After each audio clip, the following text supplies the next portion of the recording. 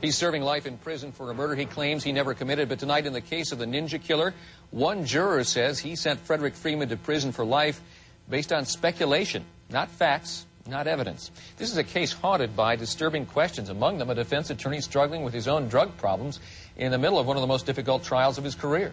It took jurors several days and many votes before they reached a guilty verdict that even now some of them question. Channel 7's Bill Proctor is here now with more on his close-up look in the case of the ninja murder. Bill? They have a laundry list of reasons they'd like to have a new trial. Some, though, just maybe miscalculations. Frederick Freeman apparently never took the stand in his own defense, something the defense attorney, in retrospect, now says just may have been a strategic mistake. Jurors also say that hearing from the accused could have made a difference in a murder trial that ended with those 12 all-important men and women so close it could have gone either way.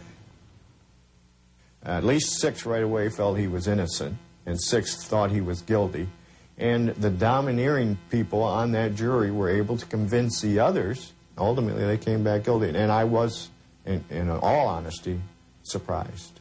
Defense attorney David Dean thought he had won acquittal for his client, Fred Freeman. The charge was murder after the very public shotgun slaying of Scott Macklem on the campus of St. Clair Community College in November of 1986. Police insisted Freeman killed Macklem to take back control of Macklem's pregnant fiancée, Crystal Merrill. It was Crystal's testimony that pointed to Freeman as a karate-crazed ninja killer who could control the minds and bodies of women. She was very convincing to the jury that she was controlled. Her mind was controlled. It was like something out of a bad movie. I mean, there were ninja stories and you know, secret rendezvous at the waterside and jumping out of trees. I mean, it was insanity. But late in the trial, prosecutor Robert Cleland swayed most of the jurors with a very simple but detailed explanation of an important point. About a half-dozen people said that Freeman was with them in Escanaba, some 450 miles from the scene, just hours before and a few hours after the killing. Well, prosecutor Cleland told the jurors that Freeman could have caught a plane from Port Huron to Escanaba, and the jurors, like Mr. Pellegrin here, believed it, as if it wasn't speculation. There are pilots in a restaurant. There's a restaurant there. They're waiting for things like this. Somebody comes in, and they say, well, we'd like to fly. And boy, they jump on it, see? But they never showed you a pilot? No, sir. And they never showed you a plane? No, sir. And they never showed you how it really happened?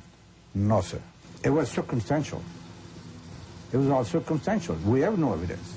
But prosecutors insist there was evidence, one important witness in particular. It was a young man studying to fulfill his dream to be a police officer, Rennie Gobian, who was the witness, who saw Fred Freeman, he said, drive away from the murder scene that day. Later, he was hypnotized to help him remember the license plate he saw in the car. Now, Oak Park police detective Rennie Gobian says that he doesn't want to talk about it because he still fears Fred Freeman. There's another concern for the appeal. During the trial, Attorney Dean appeared to be struggling with substance abuse. It's unfair because it had nothing to do with that trial. And I don't know if anyone would indicate that it did, because it did not. I'm not so sure this wasn't the reason for it. I mean, I had a breakdown after that. I mean, this trial really got to me. Dean now says he no longer believes in his client's innocence. I think he believed in me. I do think that. I think originally he did believe in me, but somewhere along the way I think he turned. He wants a new trial, but did Fred Freeman, in November of '86, kill Scott Macklem? Last chance. Did you do it?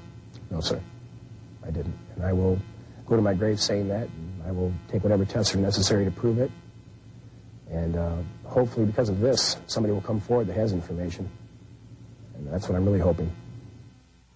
So if, as he says, Frederick Freeman didn't kill Scott Macklem in November of 1986, who did? Well, some clues may be found in the police reports, as witnesses told police at the murder scene that they saw a young woman dressed in a red sweater walk away from the victim just as Scott Macklem fell to the ground after being shot.